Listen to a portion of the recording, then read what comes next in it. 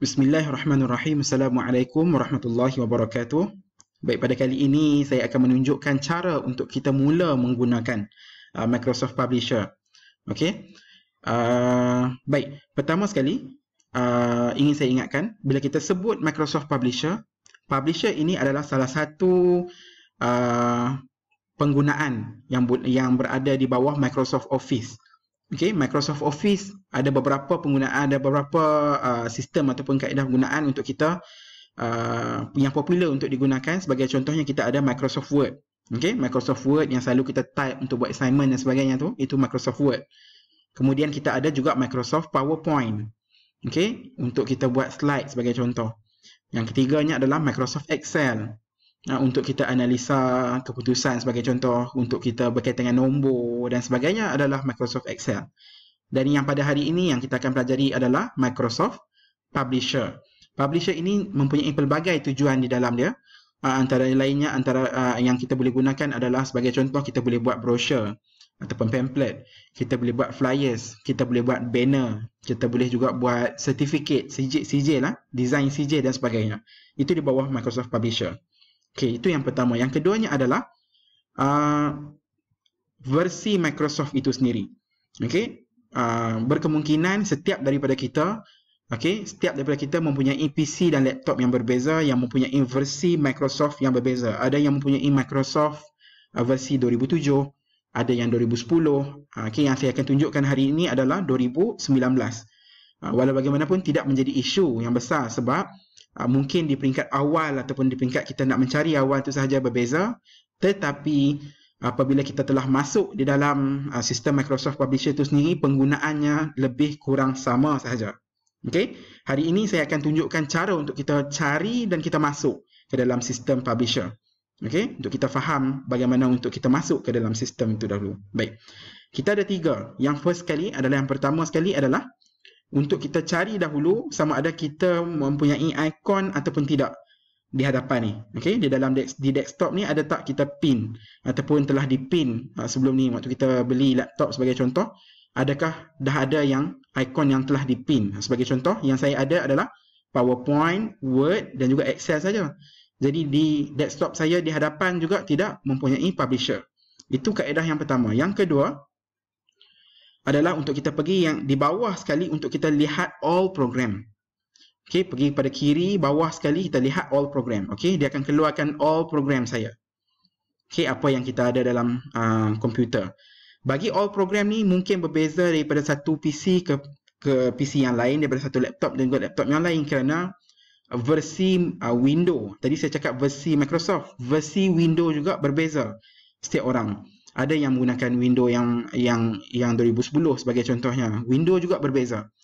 Okey, selain daripada itu, mungkin sistem operating sistemnya juga berbeza. Ada yang menggunakan iOS bagi Apple sebagai contoh. Jadi caranya adalah berbeza. Yang saya tunjuk ni adalah bagi Windows. Baik. Juga tidak ada masalah sebab kita boleh cari di all program yang saya cakap tadi. All program akan memaparkan keseluruhan program yang kita ada. Okey, disebabkan Publisher di sini dia ada alfabet A, C sebagainya, kita cari huruf P. Okey, huruf P. Publisher di sini. Okey, jadi kita boleh tekan di situ. Okey, dia akan keluar nanti. Okey, itu kaedah yang kedua. Kaedah yang ketiga, kita pergi di bahagian search. Okey, dia tulis type search. Di bahagian search kita nak cari apakah di manakah disimpannya Publisher itu. Kita hanya type saja Publisher, PUB, dia akan keluar cadangan lah Publisher. Itu cara ejaan dia dan ini adalah bentuk ikon dia. Okey, sebagai contoh saya ambil yang inilah, saya tekan ini. Okey, apabila telah masuk di sini, dia akan keluarkan ini adalah page ataupun muka page utama dia lah untuk Publisher. Page ini pun berbeza mengikut versi. Tapi macam saya cakap, masih tidak menjadi isu sebab kita hanya perlu cari sahaja di mana brochure. Kita nak belajar hari ini, contohnya nak masuk ke brochure. Ada setengah Microsoft Publisher ataupun versi yang lain memaparkan terus semua bentuk penggunaan Publisher. Macam bagi 2019 ni dia tak tunjuk. Okey, kita kena pergi kepada more templates untuk dia tunjukkan. Okey, di sini tidak ada brochure. Kita pergi kepada more templates. Bila more templates, di sini dia ada tunjukkan semua penggunaan yang terkandung di bawah publisher.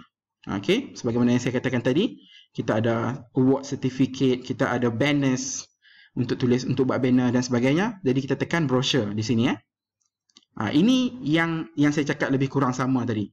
Dia akan memaparkan template untuk publisher tadi. Okey. Di sini ada pelbagai tema yang kita boleh pilih. Dan bila kita tekan saja ini, dia akan paparkan di sebelah kanan ni tema yang telah kita pilih. So contohnya ini yang arrow. Okey, kita tekan modular sebagai contoh. Nampak? Dia berubah di sini. Okey. Jadi kita boleh pilih mengikut tema yang kita suka. Okey. Kemudian apa yang perlu kita buat? Pilih color scheme. Skema warna yang kita rasa kita suka. Contohnya saya ambil sebagai contoh brown. Okey.